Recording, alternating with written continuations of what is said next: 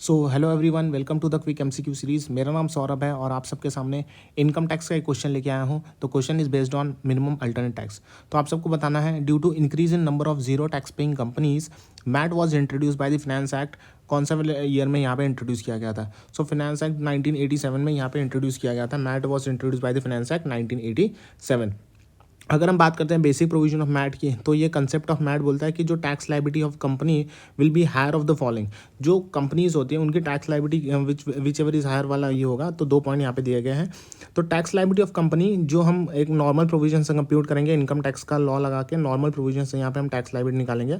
That is the tax liability computed on a taxable income of a company by applying the tax rate applicable to the companies.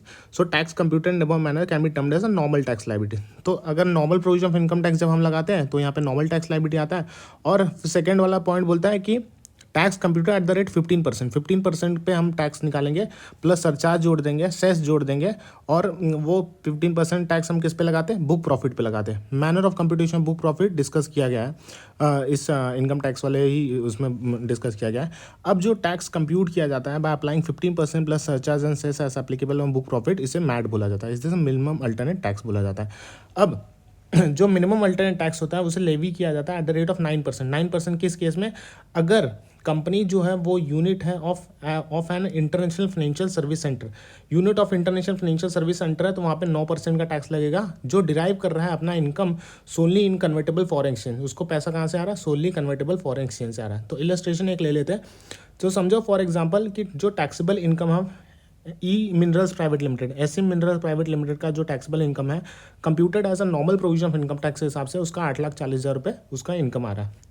अब book profit जो है section 115 जेबी के हिसाब से तो 18,40,000 है। तो यहाँ पे आप सबको बताना है कि टैक्स लाइबिलिटी क्या होगा। तो टैक्स लाइबिलिटी अगर हम बात करते हैं तो कंपनी के केस में तो सबसे पहली बात नॉर्मल टैक्स लाइबिलिटी और मैट वाला लाइबिलिटी विच एवर इज है। सो नॉर्मल टैक्स लाइबिलिटी यहाँ पे कितना दिया गया है? इंडियन कंपनीज के हिसाब से 30% का टैक्स लगेगा, तो plus cess and surcharge as applicable. So tax at the rate 30% of 8,40,000 will be 2,52,000 plus cess.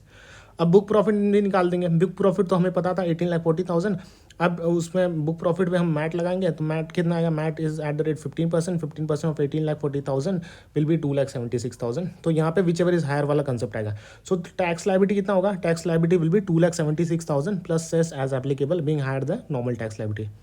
तो अगर हम बात करते हैं, एक नोट यहाँ पे एक चीज़ और याद रखना है आपको कि अगर डोमेस्टिक कंपनी है इस टैक्सेबल, उसका टैक्स रेट कितना लगता है? 25% होता है। अगर उसका टर्नओवर या फिर gross receipt does not exceed 400 crore in the previous year 2020-21 में, प्रीवियस ईयर 2020-21 में अगर 400 करोड़ से ज़्यादा एक्सीड नहीं हो रहा है ग्रॉस रिसीट, तो इस केस में यहाँ पे 25% का टैक्स लगता है। किसको? डोमेस्टिक कंपनी को। In this case, it has been assumed that turnover of the company exceed 400 crore in the previous year 2021। अगर हम assume करते हैं कि प्रीवियस ईयर में 2021 में यहाँ पे 400 करोड़ से कम है, तो यहाँ पे हम 30% के बदले 25% भी ले सकते थे for computing the normal income tax.